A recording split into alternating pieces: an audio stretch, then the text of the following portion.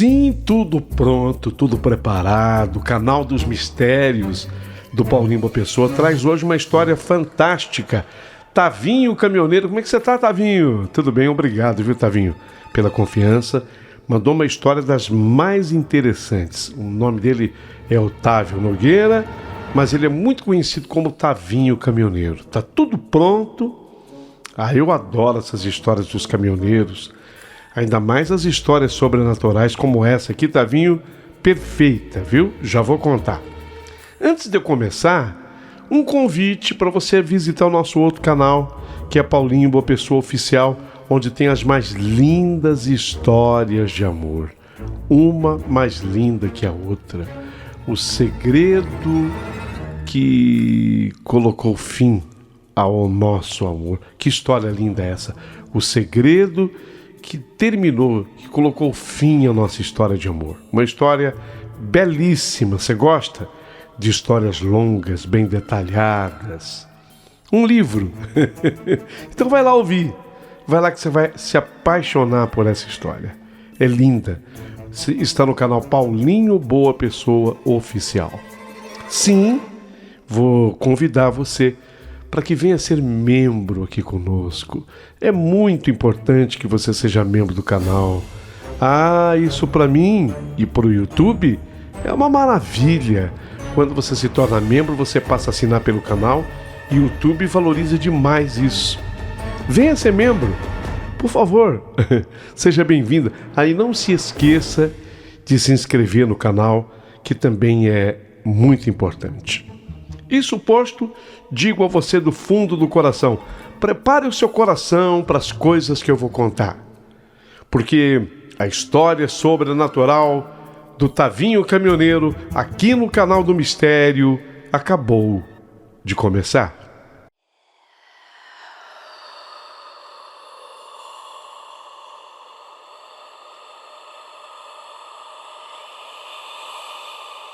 Mistérios da meia-noite.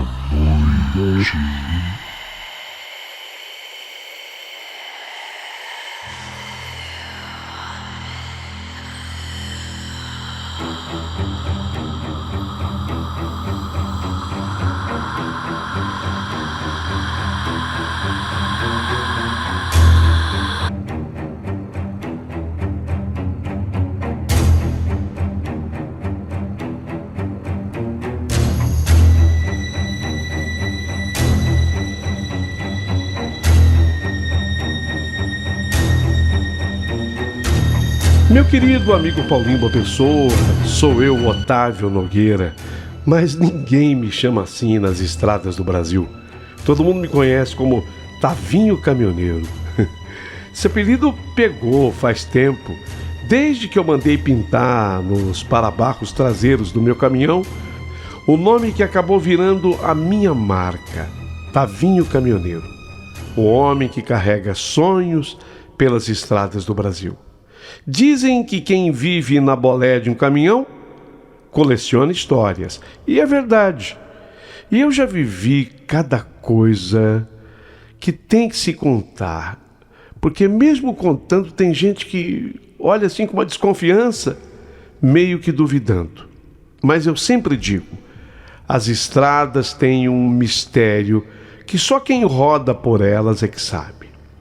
Essa história que eu vou contar aconteceu numa tarde chuvosa na BR a 070, que fica entre Aruana e Jussara, bem no coração do Brasil Central. Era começo do período das águas, o céu fechado, relâmpagos cortando o horizonte, aquele cheiro forte de terra molhada que só o cerrado sabe ter. Eu levava uma carga de eletrodomésticos para Cuiabá, com previsão de entrega para a manhã seguinte. Até ali, tudo bem, tudo normal. Até que o tal encontro se estabeleceu. Eu vinha rodando no ritmo bom, rádio ligado baixinho, como eu gosto, a cabeça leve, quando eu notei lá adiante um carro assim. Ele estava quase dentro do mato no acostamento, sabe? Assim, mal dava para ver o carro. Sabe quando algo chama a atenção de longe? Pois é, aquele carro à beira da estrada, quase dentro do mato, me chamou a atenção e eu parei logo adiante. Voltei de ré devagar e vi que era um Gol cinza, o capô do carro aberto, assim, o pisca-alerta ainda aceso, fraquinho, como se a bateria estivesse pedindo socorro. Do lado de fora, debaixo da chuva, um homem abanando a mão. Camisa social clara, uma calça caque, sapato preto. Mesmo de longe dava para ver que não era peão de obra nem viajante comum. Ele tinha um jeito de quem trabalhava em escritório, mas estava ali ensopado pedindo ajuda. Eu abaixei assim o vidro. "Tá com problema aí, amigo?" eu perguntei. E ele respondeu num tom calmo, educado assim: sofri uma avaria aqui. Já avisei o pessoal, mas vai demorar. Tô indo para Goiânia. O senhor tá indo nesse rumo?" "Vou sim. Pelo menos até Jussara eu garanto você.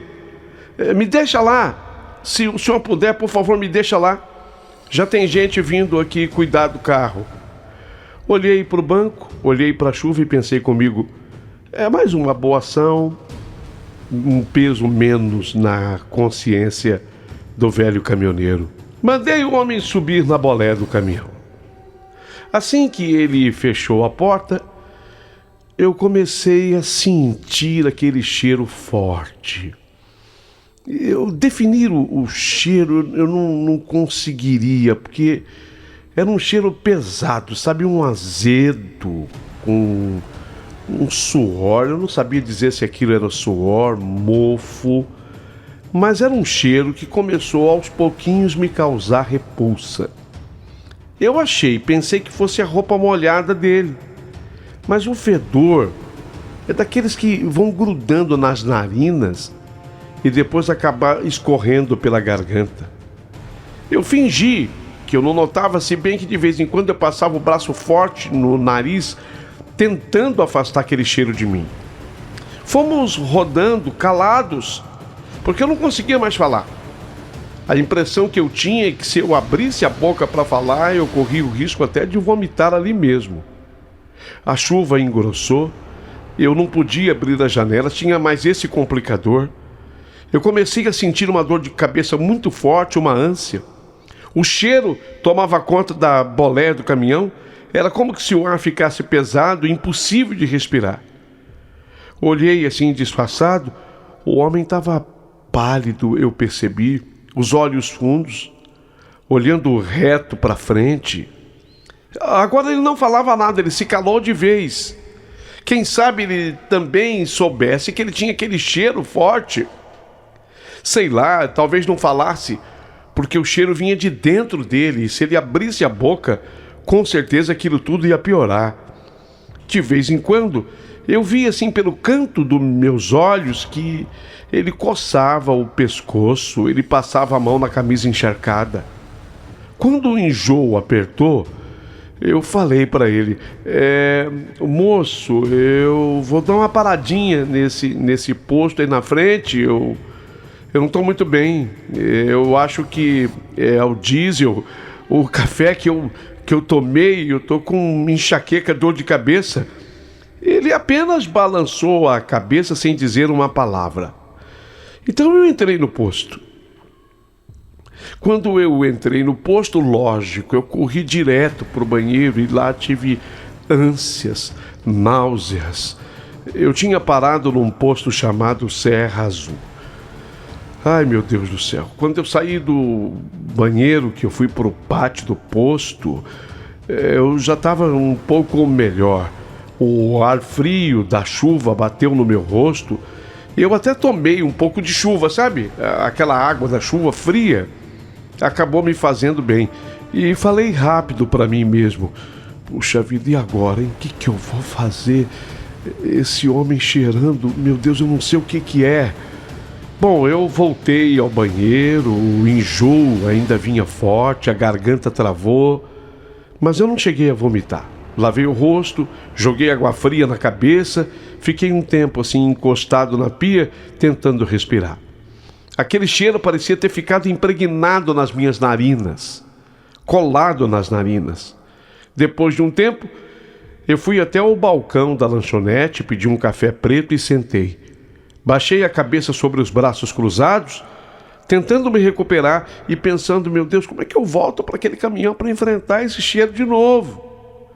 Eu nem sei quanto tempo fiquei ali. Olha, mas eu demorei coisa de uns 20 minutos a meia hora, pelo menos. Foi então que um rapaz com uma mochila nas costas se aproximou e perguntou: o senhor está bem, companheiro? Eu levei, assim, até um susto quando ele perguntou. Levantei o rosto. O sujeito parecia cansado, mas simpático. Eu falei para ele: mas tô melhorando, já tô bem, tô legal. Cheiro de combustível, me derrubou um pouco. O senhor é dono do caminhão branco que está lá fora? Sou. O senhor está indo mesmo para os lados do Mato Grosso? Eu respondi assim, tô levando uma carga para Cuiabá. Oba, olha, se não for então incômodo para o senhor pode me dar uma carona? Eu vim num caminhão até aqui, mas o motorista vai demorar. Eu pensei um pouco e respondi para ele o correto, falei a verdade para ele. O problema é que eu tenho um homem já comigo. Ah, sim, que pena. Um sujeito que estava com o carro avariado na estrada. Mas eu vou até desabafar um pouquinho com você. Eu até parei aqui passando mal, porque esse rapaz, coitado, eu nem sei se ele sabe, mas ele tá com um cheiro tão forte, rapaz, tão forte. E olha que eu tenho o estômago forte, porque eu tô há mais de 20 anos nas estradas, sabe, caminhoneiro, você sabe que tem que ter o estômago forte. Mas dessa vez não deu para suportar, não. Parei aqui no posto passando mal, tô aqui para me recuperar. Ele riu meio sem graça. O senhor deve ter pegado alguém que esteja doente, né? Pois é, eu balancei a cabeça e ele me compreendeu. Ele assentiu, desejou melhoras e foi se sentar numa mesa mais adiante. Quando o tempo deu uma clareada, o sol rompeu entre as nuvens e parece que a chuva havia parado, pelo menos agora eu tinha certeza que eu podia abrir as janelas. Eu resolvi voltar para o caminhão. A dor de cabeça tinha passado e eu já ia seguir com a minha viagem. Mas quando eu abri a porta da bolé do caminhão, não tinha mais ninguém lá dentro. O homem pro qual eu havia dado carona, que estava cheirando mal, não estava lá. Eu olhei ao redor do posto, nada. Esperei assim uns minutos para ter um desencargo de consciência. Pensei, bom, então eu acho que eu demorei muito. Eu acho que ele se tocou. Ele sabia desse cheiro que ele tem. Ele se tocou. E ele foi embora. Eu já estava subindo na boleia do caminhão de volta, quando o rapaz da mochila veio assim meio sorrindo. E então, melhorou? Eu respondi para ele, melhorei sim. E o homem que estava aqui comigo sumiu. Ah, sim, eu conversei com ele, disse o rapaz. Falei para ele que o senhor estava incomodado com o cheiro. Rapaz de Deus, você teve essa coragem? Santo Deus, olha, eu sinceramente eu até te agradeço, mas eu não teria tido essa coragem nunca. Eu tive que falar com ele, né? Porque eu vi que o senhor estava passando muito mal, ele ficou envergonhado. E ele me explicou que ele tem sudorese excessiva, uma doença.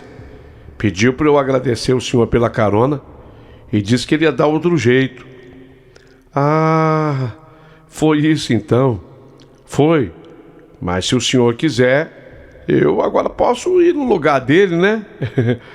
Pelo menos cheiro ruim eu não tenho. Passei até desodorante para garantir. Aquela conversa me arrancou um riso. Tá bom, então suba aí. Como é o seu nome? E ele disse Carlos. O nome do rapaz era Carlos. E o senhor?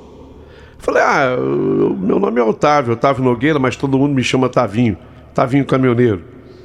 Então bora. Bora, seu Tavinho. E assim nós seguimos viagem. O sol já aparecia, as poças d'água refletindo o céu limpo. A companhia era boa. Carlos, ele conversava, falava de tudo. Caminhões, política, comida de estrada. Disse que gostava de viajar, que tinha trabalhado em transportadora. Eu me sentia melhor, aliviado por não ter mais aquele cheiro na boleia, se bem que eu ficava preocupado também com o moço que tinha saído. Rodamos uns 40 minutos, quando a conversa entre mim e o Carlos tomou um rumo diferente. Ele perguntou: e esse homem que o senhor ajudou, ele estava num gol cinza, não era? Meu coração até deu uma gelada. Era, né? Mas como é que você sabe disso? O Carlos olhou para frente e me respondeu calmo. Porque ele era meu irmão. Eu quase que soltei o volante um segundo assim, assustado. Seu irmão? Pera aí. Agora eu não entendi nada. Como assim? O nome dele era Cícero. Ele disse num tom de voz triste. Cícero, seu irmão? E você teve coragem de falar? E você teve coragem de falar para ele que... eu não estou entendendo nada da história. Dá para você ser mais claro comigo, Carlos? Eu serei, sim. Vou ser claro com o senhor. Meu irmão, ele faleceu faz poucos dias.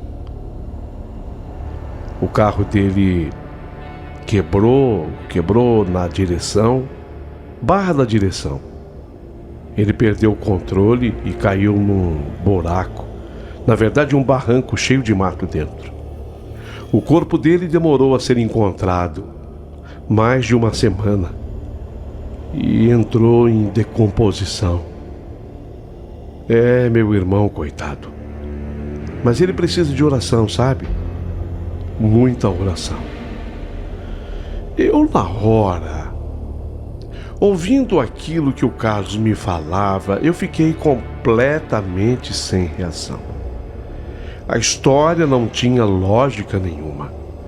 Eu havia dado carona para um sujeito que estava realmente com um cheiro muito forte, conforme o narrado. Agora eu sabia que esse sujeito chamava Cícero, só que eu sabia mais. Ele era irmão daquele para o qual eu estava dando carona agora. E aquele que estava comigo agora estava dizendo que aquele irmão dele tinha morrido. Morreu à beira da estrada num gol cinza que caiu numa ribanceira. Que história é essa? Aquelas palavras me atravessaram. E quando me atravessaram, eu só olhava para frente, eu não tinha mais coragem de olhar para esse Carlos. Como é que ele sabia disso tudo, narrando ali para mim? Aquelas palavras me atravessaram. E o cheiro. O cheiro insuportável de repente voltou. O mesmo cheiro de antes. Forte, azedo, sufocante, e eu comecei a suar frio. Eu falei então, mas com muito medo agora: Carlos, me desculpa, mas o cheiro voltou. Eu tô passando mal de novo. Eu acho que eu vou parar. Eu olhei para frente e, como num milagre, eu vi a placa: Posto Serra Azul a 500 metros. Eu vou parar aqui, eu não tô aguentando, Carlos. Eu entrei então no posto, estacionei rápido. O Carlos ainda estava sentado na cabine, olhando para o horizonte. Eu saí correndo, com medo de vomitar no caminhão mesmo. Corri direto para o banheiro. A ânsia veio forte, mas novamente eu não consegui vomitar. Joguei água fria na cabeça, respirei fundo e fiquei ali um bom tempo tremendo. Eu tinha medo até de sair dali. Quando eu consegui me recompor, eu fui até o restaurante do posto. Pedi uma água bem gelada, a mais gelada que você tiver. Olhei ao redor. O Carlos, Ele não havia me acompanhado, quer dizer, ele ficou então na boleia. Sentei numa mesa perto do caixa, tentando entender o que havia acabado de acontecer, mas não tinha lógica nenhuma. A minha cabeça latejava. Fiquei ali uns 10, 15 minutos, sei lá, talvez 20. Foi quando eu ouvi o rapaz do caixa falando para um outro caminhoneiro que pagava sua conta. Rapaz, acharam o motorista. Você acredita? Ele já estava morto dentro do carro há mais de uma semana. Escutei o moço do caixa falando para o caminhoneiro e na hora meu sangue gelou. Levantei e eu fui até o balcão. O caminhoneiro já tinha pagado a conta e saído e eu falei para o rapaz do caixa: desculpa, moço, o senhor falou de um motorista encontrado morto? Estava no carro há mais de uma semana, eu entendi direito? Ah, sim, falei sim, respondeu o rapaz. Encontraram o corpo dele. Foi um acidente no quilômetro 142 da BR-070. Um Gol cinza caiu num buracão cheio de mato lá. Só acharam o rapaz, coitado, devido aos urubus que começaram a sobrevoar abaixo. Ah, que coisa. Quando ele falou a localização BR-070 e o quilômetro 142, eu me lembrei porque foi exatamente o lugar onde eu havia dado carona para o primeiro homem da minha história. E eu perguntei como é que chama o motorista. E ele disse: tá aqui. Aí ele se abaixou, pegou embaixo do balcão um jornal. Ele abriu o jornal que estava dobrado, mostrou a notícia e encontrou o nome dele. É Cícero Lima Dutra. Foi encontrado sem vida, em veículo desaparecido há 8 dias. Tinha até a foto do senhor vítima. E eu estremeci quando eu olhei a foto. Era o mesmo homem pro qual eu havia dado a primeira carona. Era o mesmo homem, o mesmo rosto. Eu pedi pro rapaz para comprar o jornal. O rapaz respondeu para mim: não, leva, pode ficar, o jornal nem é de hoje, é de ontem, eu já li. Eu peguei o jornal e fui andando devagar até o caminhão. Abri a porta, o banco do passageiro estava molhado, como se alguém tivesse estado ali. Mas o Carlos não estava mais lá. Fiquei olhando para a estrada vazia. Voltei no posto, olhei direito, o Carlos não estava no posto. O vento mexia as lonas da carga. Um arrepio subiu-me pelas costas. Então, eu guardei o jornal na boleia do caminhão e subi. E segui a estrada em silêncio. Bem, o pedido de oração. Eu me lembro que o Carlos disse que era o irmão dele que havia falecido e que precisava de oração. Me lembrei das orações todas aprendidas com Dona Isaltina, minha avó, e dediquei cada oração que eu fazia ao nome Cícero Lima Dutra, mas por precaução também ao Carlos. Eu sei lá o que estava acontecendo, até aí tudo ainda estava muito nublado. No jornal, todas as informações, além do nome completo Cícero Lima Dutra, havia também o endereço do Cícero. E eu me lembrava das palavras ditas pelo Carlos: meu irmão precisa de oração.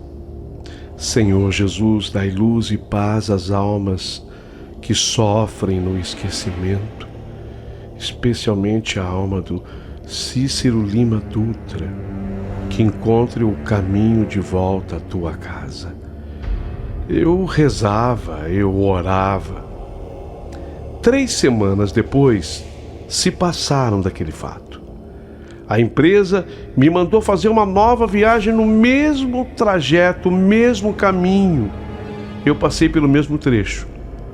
Quando eu cheguei pertinho do trevo da cidade onde o Cícero morava, eu não tive dúvida. Virei o volante no trevo e entrei. Com o endereço do jornal em mãos, perguntei ali, aqui, até que eu cheguei numa casa simples de um portão azul desbotado. Bati palmas. Uma senhora apareceu, magra, rosto cansado. Trazia um avental e olhava desconfiada. Oi, dona, boa tarde. A senhora conhece o Cícero Lima Dutra? Ela disse sim, ele era meu marido. Os olhos dela se encheram de lágrimas. O senhor conheceu ele? Conheci, é por isso que eu estou aqui. Por favor, o senhor quer entrar? Eu entrei. Ela até serviu um cafezinho que ela havia acabado de passar. E eu contei tudo para ela. Cada detalhe. Desde o carro no acostamento, o cheiro, eu comentei, a carona, o desaparecimento, o encontro com o Carlos, o pedido de oração, o jornal, tudo. E conforme eu ia contando mais e mais, ela ia chorando e ela segurava assim um lenço, sabe? E no fim ela me falou: olha, como é que é o nome do senhor? O Otávio, mas o pessoal me chama de Tavinho. Seu Otávio, o Cícero, meu marido, ele tinha mesmo um irmão chamado Carlos. Só que esse irmão dele morreu num acidente de moto e faz muito tempo, coisa de uns 15 anos. Os dois eram muito ligados. Quando ela falou assim, naquele instante o ar pareceu parar. Porque eu entendi tudo, quer dizer, eu havia dado carona para 2 espíritos. O primeiro, o Cícero, e depois o Carlos, o irmão dele já falecido. Quer dizer, entendi tudo. Em resumo, foi o seguinte: o Carlos havia vindo para pedir perdão pela alma do irmão. E com o coração apertado nessa hora eu perguntei: a senhora se incomoda se eu encomendar umas missas pela alma deles? Pelo amor de Deus, faça isso, seu Otávio. Faça isso, por favor. No mesmo dia, eu fui até a igreja matriz da cidade. Uma construção antiga, portas de madeira. Conversei com o padre, encomendei missas pelos 2 irmãos. Deixei os nomes em escritos no livro de intenções, contribuí com a igreja. Quando o padre rezou a primeira missa, eu estava presente, inclusive, naquela noite por lá. Senti um arrepio quente, mas bom, como que se, de algum jeito, as almas deles tivessem encontrado um descanso. A mulher do senhor Cícero, coitada, estava numa situação bastante delicada. 3 filhos ainda pequenos, casa simples, comida pouca. Comprei mantimentos num supermercado: arroz, feijão, açúcar, óleo, leite em pó, bolachas, enfim, tudo o que eu podia. Ela chorou agradecendo por tudo aquilo e disse que ela não tinha como pagar. Não precisa pagar não, dona. Eu respondi: a estrada me dá e eu devolvo de algum jeito como posso. A partir daquele dia, todas as vezes que eu passava pelo trevo da cidade, eu entrava e deixava uma compra, um agrado para aquela família. E isso se estendeu ao longo de 3 anos. Até que um dia, quando eu parei como de costume, ela me recebeu sorrindo. Seu Tavinho, agora as coisas melhoraram. Eu casei de novo, os meninos estão bem encaminhados. O senhor fez mais do que podia por nós. Abracei aquela senhora e desejei sorte a ela. Voltei para o caminhão. Olhei para o céu e murmurei uma prece. Aquela prece era mesmo de despedida. Na volta, o sol já se punha atrás das serras de Goiás. O rádio do caminhão, que não pegava havia semanas, ligou sozinho, um chiado, e depois uma voz cantando baixinho uma música antiga que a minha avó gostava muito. Sorri. Eu não sei explicar o que aconteceu naquela viagem, mas desde então, sempre que alguém me pede carona na beira da estrada, eu paro. Nunca sei se é gente ou se é alma, mas eu sei que todo encontro tem um propósito. E quando a noite cai e a solidão vem, eu repito as palavras de Dona Isolina, minha avó. Nem todo morto descansa, Tavinho. Às vezes, ele só precisa que alguém o lembre. Desde então, eu carrego um rosário preso no retrovisor e muita fé no meu coração. E a lembrança de que as estradas do Brasil guardam muito mais do que buracos e curvas. Guardam histórias que nem o tempo e nem a morte conseguem apagar. Essa era a história, uma delas que eu tenho para contar. Depois disso, eu acabei descobrindo, indo a um centro espírita da minha cidade, que eu sou um médium. Segundo a pessoa lá do centro espírita, isso é um dom que algumas pessoas nascem com ele. Eu acabei não desenvolvendo este dom, mas de vez em quando eu vejo coisas que ninguém mais consegue ver. Espero que vocês tenham gostado da minha história e eu ficarei aguardando as opiniões de cada um de vocês a partir de agora.